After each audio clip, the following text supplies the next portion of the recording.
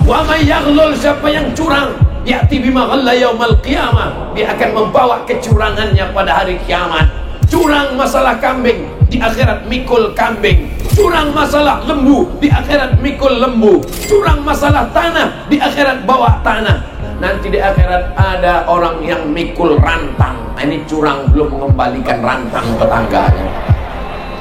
Curang memikul rice cooker.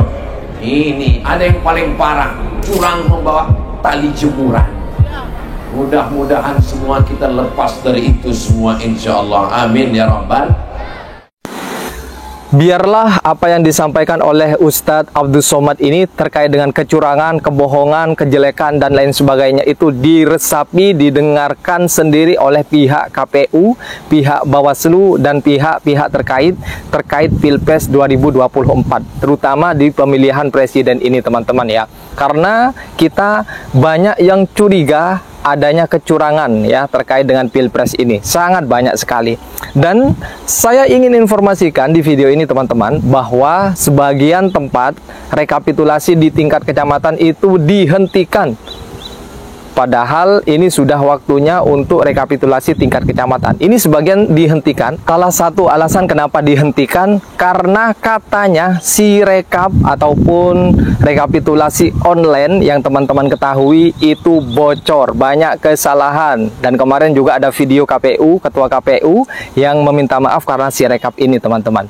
Itu alasan kenapa yang offline itu dihentikan. Wah, aneh sekali teman-teman ya. Dan kita gak mau curiga gimana kalau hasil kerjaan dari pihak KPU ini seperti ini, teman-teman. Katanya kita nggak boleh teriak-teriak.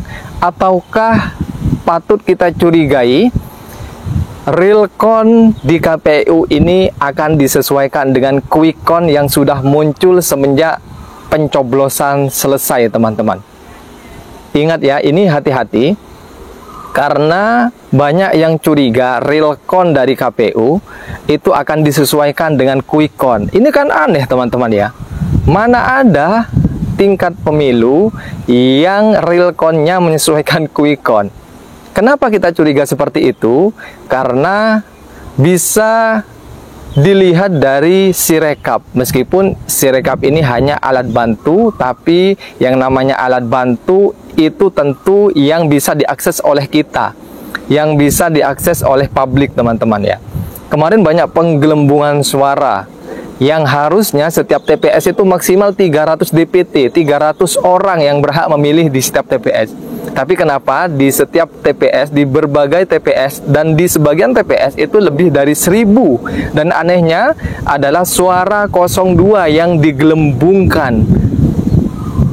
Kalau salah itu harusnya pihak ada sebagian yang 01 yang digelembungkan. Ini malah justru hanya 02 yang digelembungkan, teman-teman. Ini kan aneh ya. Anehnya ya, kok ada sistem, ada aplikasi, ada web semacam ini ya. Padahal tingkat KPU loh. KPU ini adalah instansi pemerintah atau instansi nasional ya, yang harusnya anggaran untuk membuat website, membuat aplikasi, membuat Sirekap ini bukan hanya 100.000, teman-teman. Bukan hanya 1 juta, bahkan bukan hanya ratusan juta, miliaran rupiah, teman-teman ya, untuk membuat sistem atau Sirekap ini, rekapitulasi online ini. Gak main-main anggarannya, tapi hasilnya main-main, teman-teman. Karena banyak kesalahan. Yang kesalahannya sangat fatal sekali menurut kita, seakan-akan memanas-manasi rakyat ya, yang sudah seharusnya ini sudah bisa diantisipasi. Kita mengadakan pemilu itu bukan hanya sekarang saja, teman-teman. Dan adanya sistem rekapitulasi online ini ya bisa dibilang sudah kesekian kalinya. Meskipun ini terbit di 2019 kalau nggak salah. Ini harusnya sudah terhindar kesalahan-kesalahan seperti ini, teman-teman. Jadi, ayo teman-teman, kita harus semarakkan, harus ramaikan tentang informasi ini. Kita memang tidak seharusnya keluar-keluar tentang kecurangan. Kita pasti sudah menerima kekalahan jika kekalahan kita benar-benar kalah, teman-teman. Tidak didasari dengan kecurangan. Di Pilpres itu bukan seharusnya kita bicara tentang menang kalah, tapi bagaimana yang kalah itu dapat menerima kekalahannya. Tapi kalau dengan cara seperti ini ya, bagaimana kita bisa menerima kekalahan ya? Karena sangat nampak sekali kecurangan yang muncul di publik, teman-teman. Salah satunya ya pencoblosan, video pencoblosan secara masif yang segala dicoblos kepada salah satu pasangan calon. Yang paling parah ini Sirekap, teman-teman ya. Dan mudah-mudahan apa yang kita curigai tentang masalah realcon KPU ini, yang katanya sepertinya juga patut kita curigai, patut kita duga ini akan disesuaikan dengan quick count yang sudah beredar, teman-teman.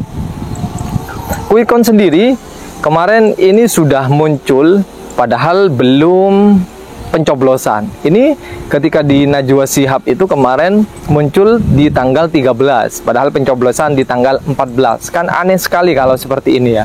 Jadi desain seperti ini sudah direncanakan secara matang. Untuk quick count-nya dimunculkan sekian-sekian. Mulai dari survei ya teman-teman kemarin ya. Survei sudah kita duga bahwa awalnya 40% untuk 02 ya, berangkat dari titik itu. Kemudian di hampir pencoblosan tanggal 14 Februari kemarin itu sudah banyak diprediksi akan menggelembung mendekati 60%. Dan tepat saja ya, ketika pencoblosan quick count dimunculkan baru sekian menit, atau harusnya perhitungan suara itu di tanggal 14 jam 1 ya, jam 13.00 itu quick count sudah muncul, teman-teman.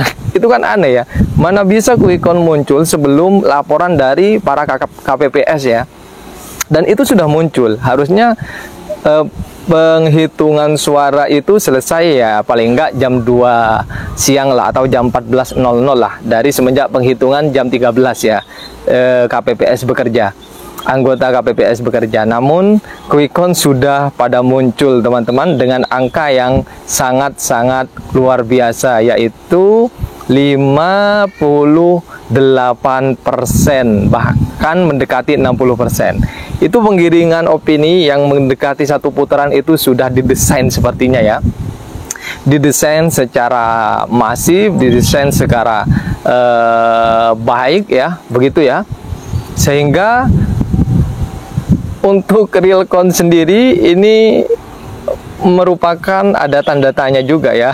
Takutnya disesuaikan ke quick count-nya. Ini yang bahaya, teman-teman ya. Meskipun ya real count ini adalah penghitungan secara manual harusnya.